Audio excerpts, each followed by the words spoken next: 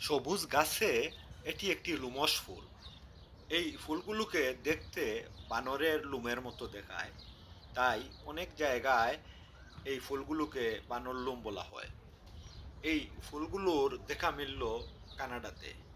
আমাদের বাংলাদেশে এক সময় দেখা মিলতো বিড়াল লুমের, অর্থাৎ বিড়ালের গায়ের রঙের মতো লুম ধরে এক ধরনের গাছে বা ফুল ফুটে এক ধরনের গাছে।